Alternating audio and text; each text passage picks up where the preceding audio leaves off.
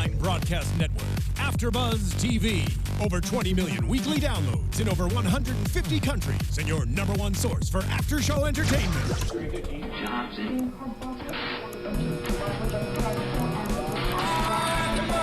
AFTERBUZZ TV, the destination for TV superfans. Producing after-shows for over 300 of your favorite TV shows. Interviewing celebrities and showrunners. And bringing you behind-the-scenes exclusives. All thanks to E! Entertainment's Maria Menounos, producer Kevin Undergaro, and internet leader Akamai. Now, let the buzz begin! Hi-ho, hi-ho, it's off to work we go. Hello, everybody. Hi-ho, hi-ho, hi-ho, hi-ho. Hello, everybody. Welcome back to AFTERBUZZ TV. I think that was a great start. Why does it make me do this with my arms? And they're walking, they're marching. I mean, it's fun. Sure. Welcome back, everybody. You're listening to AFTERBUZZ TV's Once Upon a Time panel. I'm excited. I'm your host, Marisa Serafini. Joining me, I have the lovely Roxy Striar. I'm equally as excited. You know, this is a great episode. I'm just happy that you guys are having me guest on this season as a host because, you know, it's one of my favorite shows. And anytime anybody can't make it, you know who to call. Yeah, seriously. I don't think you're a guest. You're more of our hostage. Oh, so, is that what it is? We force you to do this, but you love it. How very Once Upon a Time of you. Maybe. I mean, it's very fitting, right? Obviously, Tiana and Blake aren't here, but they will be back. We promise. So tonight we are doing Siege Perilous. Overall, really quickly, what were your thoughts on this? Oh, you know, it twisted and turned in ways that I didn't think was going to happen. You never know in this show what's going to go right, what's going to go wrong. So I love that it keeps me on my toes. This season is killing it. This episode was no different. I'm really excited to get into it. This episode, we were all over the place watching this and literally going back and forth between lands and then us yelling at the screen, what the heck is going on? I know. Lots to talk about. Let's yelling at the screen. There was a lot of yelling. You should have seen us too. Let's go back to Camelot. 6 weeks ago, I'm still trying to figure out this timeline. It's literally all over the place. Yeah, well, they're still trying to figure out the timeline. Yeah, and they're still trying to figure out how to get Merlin out of the tree. Or if he is the tree. If he is the tree. The whole transfiguration, I was like, yeah, okay, that is definitely a possibility. I felt like there's some alchemy in there. But they're trying to figure out how to communicate with Merlin. Yeah, they don't really care that one of the dwarfs is a tree. We kind of forget about that in tonight's episode. Don't let them go. I'm just surprised they haven't made that connection yet. Yeah, I know. If there is one. Or maybe we're just stretching. But, okay, so they're trying to figure out how to communicate with Merlin. And we have Arthur and David now on this quest to go find the Crimson Crown. What did you think of their bromance? Or this, what would you say, unlikely pairing? I'm so protective of Charming all of the time because he's a very giving and loving person. And I'm worried about what Camelot will do to him, especially because we saw last week he brutally murdered somebody. And it's so not Charming-esque. So in tonight's episode, I have my eyes peeled for Arthur the entire time. I'm thinking, all right, what's this guy going to do? Especially as he's so willing to let David walk over this. I mean, Marissa and I were freaking out at the screen. That's not even a... What that's was that? Not a pathway. What is that? Like, what are you walking on? First of all, you're in night, so you know nothing is going to go good when it's nighttime. And then you're crossing this wooden bridge that's already partially submerged in the water, and you know it's going to topple or something. And then when we see David cross that and he sees the armor in the water, it's like, David, this is your chance to turn around and go back to safety. Oh, no, but he's not like that. He's not. That's why he has this new seat at the table that we'll talk about. Yeah. In the chat right now, BG Titan Avatar says, Arthur be shady as heck. We all knew it, but that Lancelot is kind of off, too. What do you think about that? I think that's BG. That's an awesome, cool name, first of all. I think we're all in agreement that Arthur is already shady, especially even if you're in a position of power and you're like the head king of a kingdom, that doesn't mean you're automatically good. I mean, look at Regina. She was the evil queen. And she was on top, but everyone feared her. It was like, just because you're in a position of power doesn't mean you're necessarily good.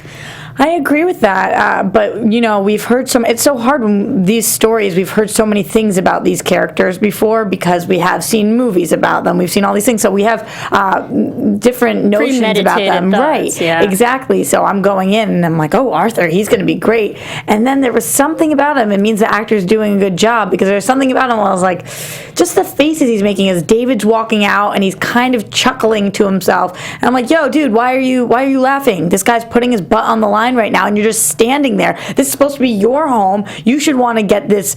You should want to get Merlin out more than anything. So why aren't you doing this? I don't understand. Right, and there was a moment when we saw Arthur look at David crossing that bridge, and he gave a chuckle. He's like, "No, don't." First of all, these guys, the Charmings, and for as many portals and lands that they have traveled to and have lived in, you think they'd be a little bit more distrusting of people or mistrusting. And I think they were too quick to trust King Arthur. I would agree with that. And Dijane Grant, sorry, I think I butchered your name, in the chat says, it wouldn't surprise me at all if Arthur is somehow responsible for Merlin being turned into a tree. Mm-hmm. So maybe he's trying to do this because he actually wants to keep Merlin in the tree. And so he is trying to get the Crimson Crown and all of this so he can make sure that nobody finds out that he's responsible for it. True. I mean, and that also kind of ties back to the current storybook, which we'll get to. But also that maybe that was only King Arthur's way of making sure no one thwarts his plans, that's Merlin's so powerful, he in and of himself, that the only thing that King Arthur could do was turn him into a tree.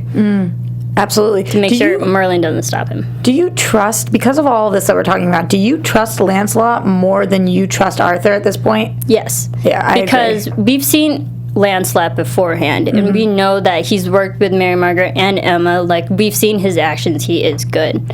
And the fact that, yes, he unfortunately was killed in the past, but we do see him come back, gives Snow White or Mary Margaret, now that they're in Camelot, but they're still going by the storybook names, giving Mary Margaret a warning that there's another villain. It's not just who we think it is. It's actually Arthur. I love when shows do this. They bring back somebody from the dead, and they have a line on the actual show. It's like, it's a long story. Just trust me, I'm here. Don't worry. My favorite thing. It's like, listen, we only have a 42-minute episode tonight. Trust me that I'm here. Too long of a story to tell you. Different time. We'll push that back. Right, but like everyone, okay, we know as fans of Once, we know that Lancelot was going to come back, and how. So it also makes me question, because we know that Lancelot's such a good person, I still want to know how the heck he came back, even though they said it's a long story. But tell us. Just tell us. I think they will, but the person that I'm not sure about the most here is Gwen, because I'm thinking, Guinevere, what side are you really on? What choice did you make? I don't know whether she... Maybe. What are you thinking? Maybe she made a good choice by leaving Arthur and going to Lancelot. But now she's back with him, so was she forced to do that? Did she decide? Is she under some kind of spell? I think have no maybe idea. Arthur forced her, because Arthur, now we know, is the villain in Camelot. He has power over people. Maybe he threatened Guinevere's life, be like, no, you have to stay with me, keep up appearances, and make sure no one knows that I'm actually evil. Mm-hmm. But then there are these moments where I kind of do trust Arthur. And Summer Rays in the chat says, I really want to know why Arthur is being so protective. Obviously, there's some backstory to come. I agree with that. I think that we might get some sort of thing that explains to us why he is so distrusting of other people, why he is taking this mushroom, why he sets up Griff, which we'll talk about later. All of these things, there's got to be a reason for it, because I don't think he's just a bad guy. He's not the dark one. Yeah, so, yes, we're still trying to figure out his motivation why. Because even in, I don't want to keep jumping back and forth, but even in current storybook, we now know he's also evil in the real storybook. But that was before all this happened. Because in storybook, the current storybook, they're like, they lie to us, all the Charmings lie to us, that they're the true evils and whatnot. But he was evil before they even met the Charmings. So what happened? let us know. What are your theories? Like, thank you, everyone, rating, commenting, predicting. You guys are amazing. I love interacting with you every single freaking week. It's fantastic. Oh, yeah, I'm loving this in the chat right now, too. They have all different theories about the way that Gwen is looking at Arthur and not thinking that he's feeling the vibes. You guys are catching things that I haven't even thought of, so, yeah. It's forced. Yep. Maybe. Okay. All right. So, David and Arthur are still on this quest, and they find the Crimson Crown. Yeah. And, okay, this is it's a mushroom. Let's be honest, it's a magical mushroom. It is a magical mushroom. We're after the magical mushroom. But we still didn't really get the execution. Like, now that they have it, we didn't get the execution of them still performing with the mushroom and helping them communicate with Merlin. So it's just that next step. But throughout this whole process... Oh, sorry, you were going to say something? No, I think it's interesting. I think it's interesting that we actually do get the mushroom, however Arthur takes it, and now we still don't know, in the rest of the time that they were there, did Arthur use it himself? Did he somehow communicate with Merlin? Does he give it back to them? How is it that the magical mushroom, that the Crimson Crown, makes it to Storybrooke? That's the missing piece right now. So Arthur had it, he put it in his box, or we don't really know. What was the word? Reliquary. Yeah. I completely fucked it up. That was fine. I still think you're brilliant.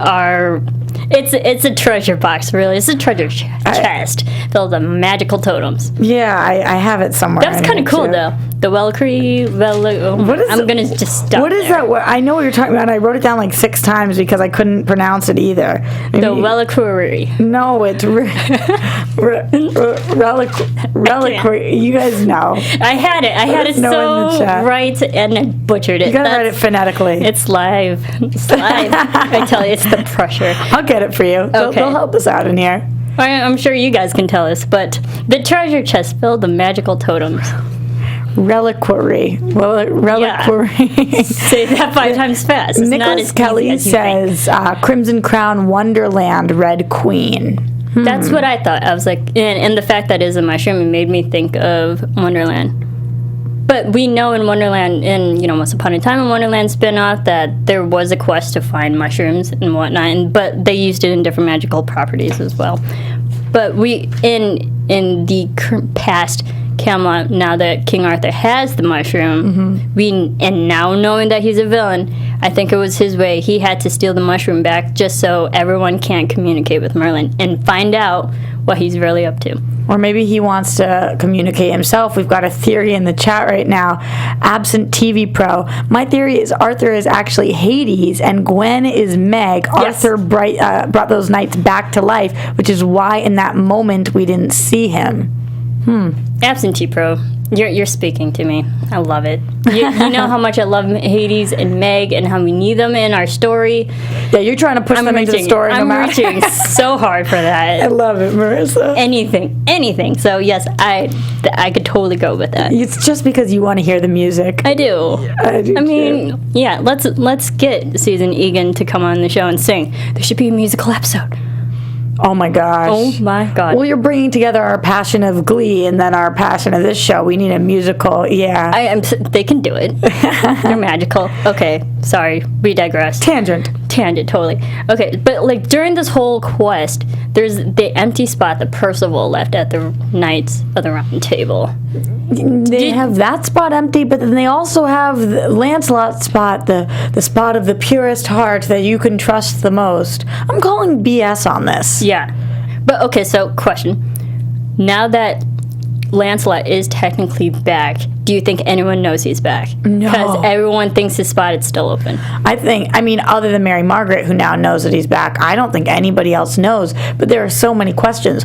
Where has he been hiding? Why is he back? How did he know that Arthur is bad? Is that why he was initially gone? I mean, just so many things. So many theories. Yeah, so I think that now that he's back, is he allowed to just ask for his chair back? No, certainly not. Can he have the other chair? No. What do you want the chair back? Oh, I don't think so, because I don't think he trusts Arthur, but I think that the only way to get back at him would kind of be to get in the scene and make his mark and tell people and help explain why Arthur is bad, because I don't think the rest of the knights are going to trust him right now. No, especially someone who they thought all these years was dead. Yeah. Okay. Okay, so now we know there's an open spot because Percival is gone. Do you think it was too obvious that was going to go to David? Well, this is why I think it's so weird. It's not just that Percival's gone, because that's not even the seat that David takes. So there's still an open seat. Percival's seat remains open. David ended up taking Lancelot's seat, which is the seat that is bigger than all the rest. So that's why it was weird. We didn't have to kill off Percival. We didn't have to have his seat open in order for any of this to happen. Yeah, it's very interesting, but I think my only thing while I'm thinking of all this, the only reason why they had the whole initiation scene of now David is a knight, he's at the table, they're all clapping, everyone's happy, yay. But okay, if they're gonna turn him into a knight, it has to be for something. What is it? Do you think we'll see that down the line? He needs to have power to be able to do something. He needs to be in with his crew. Get access to certain places in Camelot that the regular Charmings couldn't get to? Right. It's I don't obvious. want to say regular, but like the other Charmings couldn't get to? Yeah. It's obvious why he would want him at the table, why Arthur would want him there. You know, it's one of those keep your friends close, your enemies closer. True. He wants to make him seem like he's relevant. But I don't know exactly how this is going to move the needle for us. I don't know how it's going to help get Charming to figure out what's going on. I think it's going to make him even more blind to the situation. However, Mary Margaret, of course, now knows Lancelot is back and is going to talk to her husband and explain what's going on.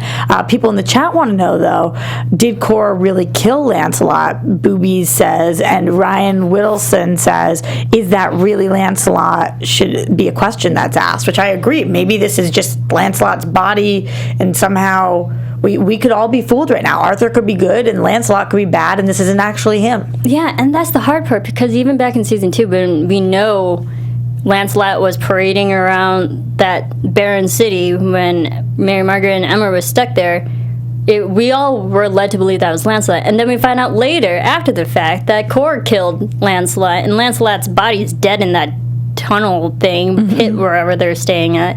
And then, like, Lancelot was parading around as someone else, or someone was parading as him. So we've already been fooled that we think that was Lancelot. It's like, fool me once. That's exactly what I was just thinking. That's really it. And so I want to believe that this time around that this is actually Lancelot. Yeah, I think so too. I think that the show doesn't tend to repeat itself in that kind of way, unless you lose your memories again. I mean, it sure repeats itself that way. That's true. That is true. But I think it's him. I'm gonna go out on a limb and say that it is. Okay, fair enough. All right, and so they have their big quest. King Arthur and David, they have the big quest in Camelot. But we kind of caught up with the past. Other people there in Zelino. Mute Maiden. That was hysterical. I was so excited to see this version of Regina again. I love when Regina takes control of a room and we see Zelina talking and Regina literally grabs her neck, but not actually. Oh my God, I needed to remember that Regina is in there, that she does have this evil queen part of her. She is so freaking good. I can't even believe how talented she is, how much I love watching her every single time. And just what she did with Zelina tonight was perfect to me. And that she promises Zelina's kid will be safe, but she doesn't promise the same for Zelina. This is exactly, that's all I needed. I just needed that moment, and they gave it to us, and I was like, thank you, God. I'm so happy. Oh my God. Don't get me started. You know, like, you all know I love Regina. So that moment of her taking power.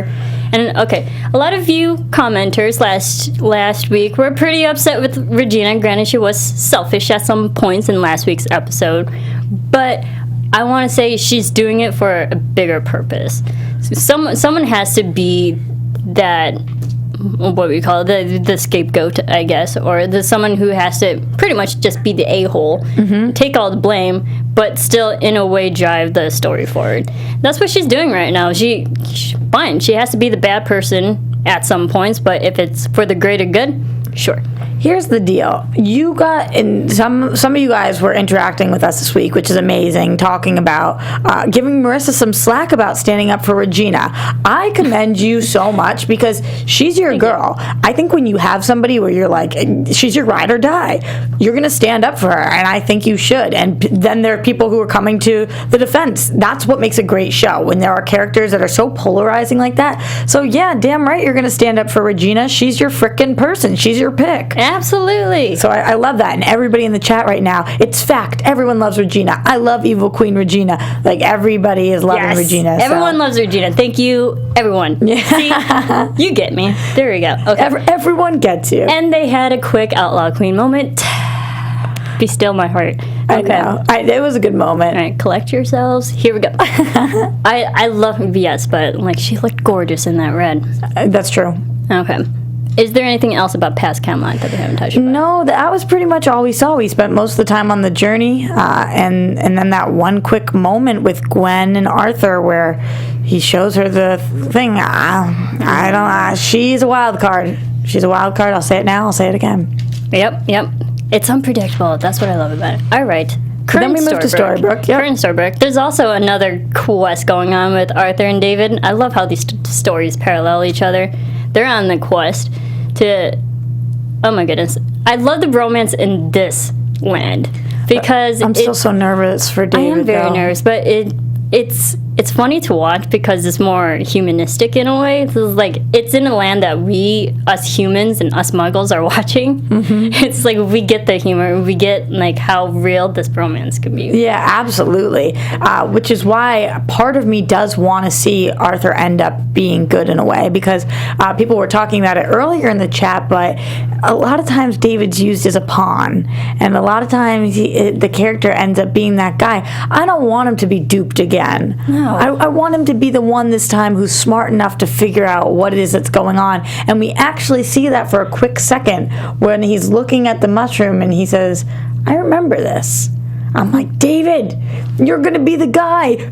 It was absolutely baffling when Mary Margaret tonight was like, you did it, David. And I was like, no, you didn't. No, you didn't. No, you didn't do anything yet, but you will. I want to be able to say, you did it, David. I want to be able to pull Mary Margaret, but I can't yet. He didn't do anything I know. yet. We were both looking at each other. We were like, he didn't really do anything. He was just walking, and coincidentally, the mushroom happened to be there. That's true love. Telling somebody that you did it even when they didn't do it. Good job. But even before that, how awesome was that chasing him on a truck, and then King Arthur's also driving? Like, so 21st century jousting. I love it. I didn't realize we were watching Jurassic Park as they're like off-roading here, and then with the frickin' 2x4, whatever he sticks out. That happened to be on the truck. Oh, production. A really, really aggressive scene. Loved it. It was so funny because in real life, you're not knocked over like jousting. You're impaled. You're dead. Mm-hmm. But it was so entertaining to watch. And I'm like, two guys who don't know technology and trying to track down this Griff.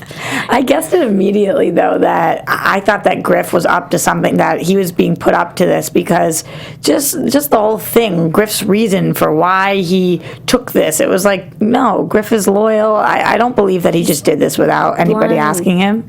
And now we've had 2 episodes back to back where there have been Knights of Arthur's that are working for Arthur. So it makes me question just the whole Knights of the Round Table. Who's actually good, who's actually bad? Are there more Knights that are evil and following Arthur's plan? We'd have to assume. There can't be just 2. The only knight that I trust is David. Yeah, and he's like a faux knight. I don't think he even knows he's a knight yet. Yeah. The whole memory loss. He doesn't even know he's a knight. Isn't that sad? Maybe I'm a knight and I just don't know it. We could both be knights. That's true. How awesome is that? Yeah, wow. I'm just gonna go out there and say it. I'm feeling regal right now. Sir Roxy. How do you That works. Sure. Oh yeah. Sure. All the way. I like it. Okay, so we have Griff. They now detain him. They put him in a jail cell. Poor kid. But do we really feel bad for him? I really do. I feel like, same as Guinevere, I think that he's under some sort of spell. I think that something's... Really? Because just the way that he was like, I'll do anything for Camelot. I'll do anything. I'll take this poison, poof, into dust. Knowing exactly. It wasn't like he was drinking something not knowing what was going to happen. He knew exactly what was going to happen. Arthur has them all under some kind of actual spell or some metaphorical spell. That's like blind loyalty. And there was the whole line Arthur said, like, die as a servant for Camelot. I was like, no, you're just dying out of blind service. Mm-hmm. What? Absolutely. And who would do that? Who would take poison? He didn't even really have to talk him into it that much. Agrabah. He didn't even have to say, you know, come on, man, or whatever big speech. He just says, do it for Camelot. This is a bigger thing than being a knight. And Griff frickin' takes it. I felt so sad. Vipers, yes. And it's a poison. They already said it was Agrabah vipers, which us audience knows anything. The king, that Regina killing her father, that was from Agrabah vipers. So we know it's bad. Mm-hmm. And the poison is green. You don't drink green liquid. Come on. Unless you're like Zelena. That's what I was thinking. She could drink that and be done with this story. But I was just thinking, anything that matches Zelena's skin's not going down my throat. Anything green is just not good. Yeah. Green does not mean go in this show. Yeah, that's true. But okay, so not Percival. All these bad knights. Griff. Mm-hmm. He takes it and dies. He just poofs. Do you think he's actually dead, or he goes back to the actual Camelot? Well, that's the thing. We see some poofing in this show. We have seen the Dark Ones poof. Tonight we saw Emma poof. We've seen Zelena and Regina poof. Yeah, lots of poofing. Yeah, the poof doesn't necessarily mean poof goodbye. It just means poof goodbye for now. And I really want to see Griff back. Mm-hmm. Unfortunately, I don't feel like we're going to, at least not for a while. But I would really like it. Maybe he poofed back to Camelot. That would be great. That was a clean death. It was. As unfortunate as it was very clean. So it makes me think he's not really dead. Yeah, I'm hoping you're right. I'm hoping it's poof. See you later. Okay, so if Griff hashtag. Hashtag just poof. If Griff is really dead, obviously he won't come back. But if he was alive, maybe he would turn good. Well, maybe he would see Arthur for what he is. Questioning all this. Maybe he goes into the tree somewhere. Maybe all of these poof people end up poof trees. Poof trees. It's like a palm tree, but a poof tree. Okay. I think it'd just be a tree. That's all right. Okay. Interesting. I don't know where we were going with that. I'm just thinking where he could possibly be. Because if you could poof and just end up back in Camelot, I think Arthur would have. Because his whole thing that we find out is that he wants to start a new Camelot in Storybrooke. In Storybrooke. Get out of Storybrooke. I don't want Storybrooke to be Camelot. I want Camelot to be Camelot. Right. And I want Storybrooke to be Storybrooke. And Arthur's mad at everybody because they said, he's saying that they all lied to him because they brought Dark Swan into Camelot. The Dark One. Speaking of which, Emma. What did you think of her tonight? And Hook, for all you hookers for life. I know Tiana would have loved to talk about this episode. Oh, yeah. And you know I'm a big hooker, too. Yeah, you are. Here's the thing.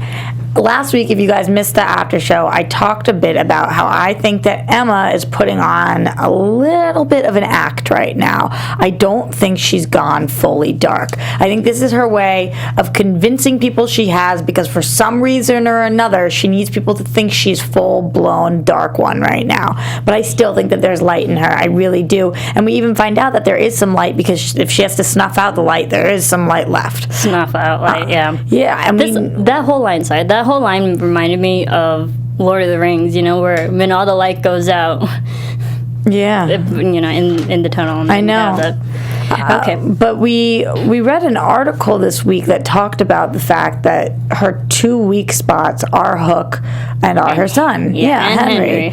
Which makes perfect sense. Yes, I think her parents are a little bit too, and all that, but I definitely think that Hook is a weak moment for her, and I loved seeing her interact with him tonight because she so desperately still wants to be with him, and that desperation of wanting to be with somebody is a light. That's a light. It's gotta be. There's always something grounding her, and we saw in last week's episode is friends, family, love, relationships that grounds people. That they are also weaknesses for just being a Dark One.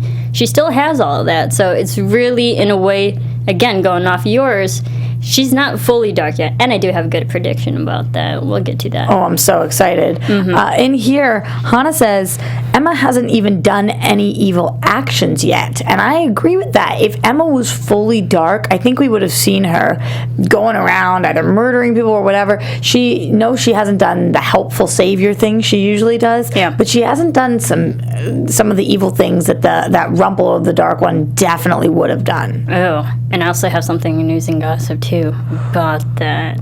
Oh my gosh. But we also know it's still like the first week of them back in Camelot, because every time we do a flashback or a time jump, the subtitle says 6 weeks. So it's still within the same time period. We haven't gone forward a week or anything. So granted, Emma's still fairly new. Yeah, absolutely. And going back for a second, speaking of hookers, how did you feel about I loved you? I loved you. I loved you. That was like a stab to the heart. Dagger. Past tense. Oh my God, that crushed me. I think it's fair that he said that, but I don't believe him for a single second. Oh my God, he's still so head over heels in love with her. Oh. Even this version of her, he wants his Emma back, but come on, don't say it. Don't put that in past tense. Why are you trying to break my hooker heart? He's breaking everyone's hooker's hearts. I know. Breaking all the hooker hearts. Grammatically, that doesn't sound right. But okay, it's hard. Maybe he said it just to maybe have her be hit with humanity. You think he's trying to make a jab? Yeah, something to like tap into that goodness within her, that maybe she's affected in some ways, like, oh no, I still do love you. Take me back, please. Yeah. But she's trying to get his trust. Do you think that will happen? That will work? I don't know, because she does give a really interesting speech about being the Dark One and why it is better for her. And I didn't completely disagree with everything she said. Even Aaron in the chat says, I think Emma is feeling more in control as the Dark One, and that's why she's trying to be dark, I think, which is messed up if it's true. But I agree. I think she does. For once, she feels like she has some control. As the Savior, she always has to do what the town needs, what everybody needs. But as the Dark One, I feel like she feels like she can do something for herself.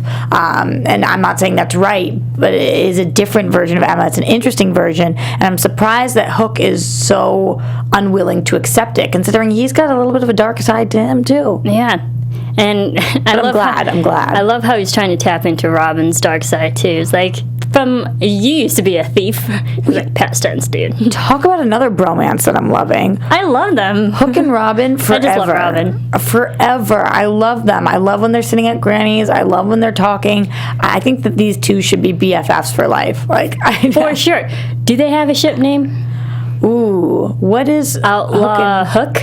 No, Captain Outlaw? Captain Outlaw. Captain Outlaw. Dude, that's awesome. Nice. High five, yeah. There you go. I like that name. Okay, so Captain Outlaw. Now he's asking Robin to help him. Because he noticed the door. The door. Which we knew he saw, but yeah. I didn't know how much he was really thinking into it. Yeah. And then we also see Emma at her own house. I loved how the fact that she moved out of Mary Margaret's and David's place. Like, she finally got a place on her own. I was like, she is 30. Yeah, it's a cool place. It's nice.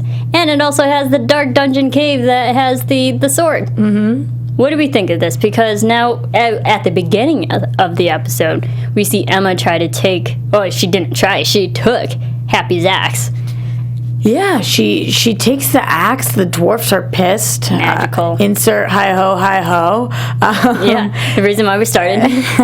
And I think it's fair. The dwarfs are getting the short end of the stick every time. They go to David. They're like, yo, help us. He's kind of hesitant because it's his daughter, obviously. Right. And you're thinking, what the heck does she want with that axe? I didn't put the pieces together that quick until we finally see her down there.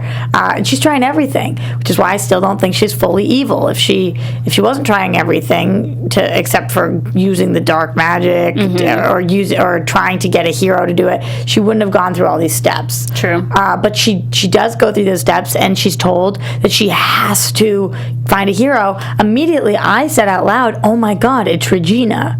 I was wrong, but that's what I thought. But are you right? I don't know. Because we still don't know who this hero is.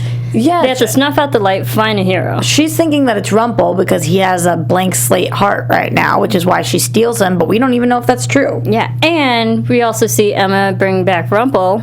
She wakes him up. What did you think of this?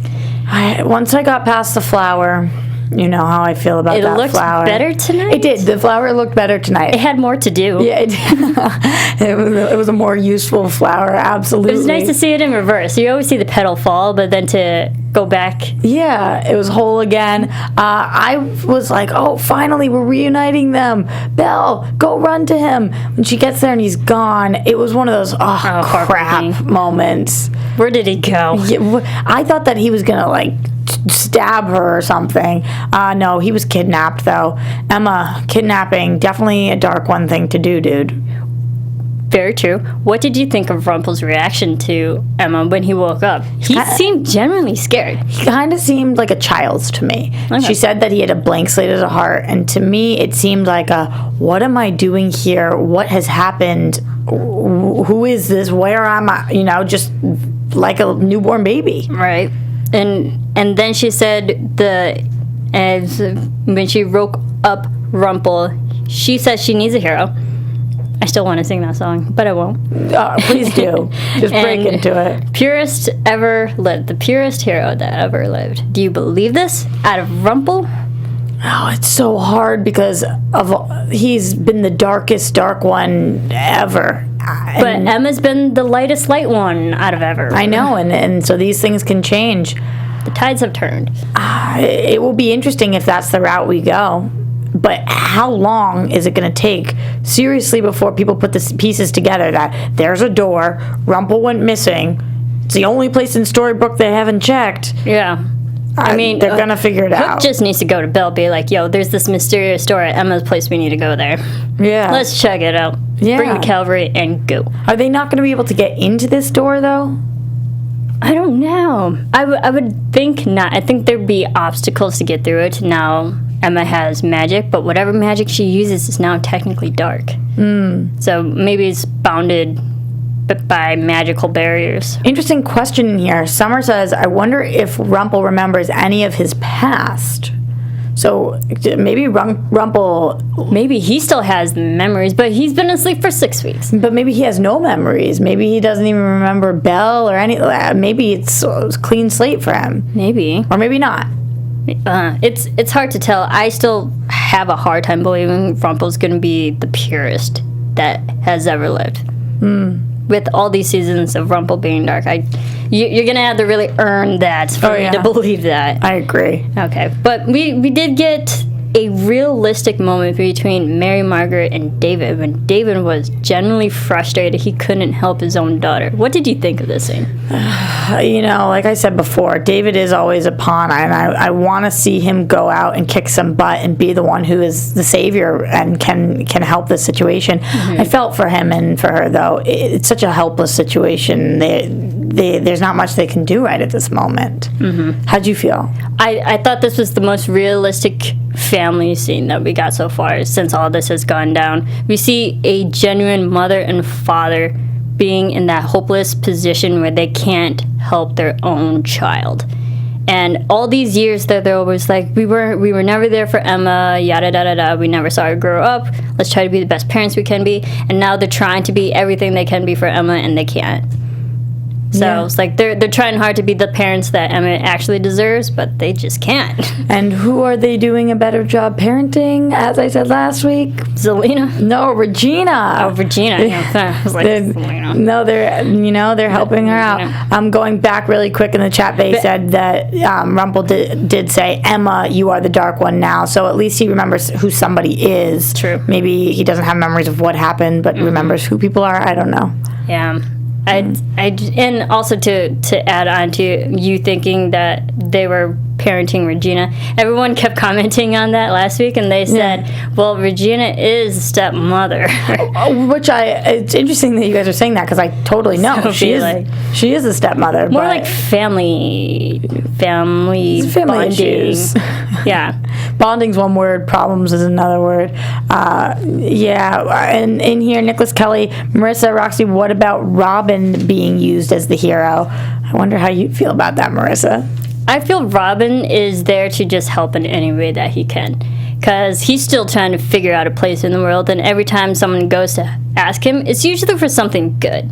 And granted, I mean, Hook did ask him to do something slightly mischievous next episode, which hopefully we'll see.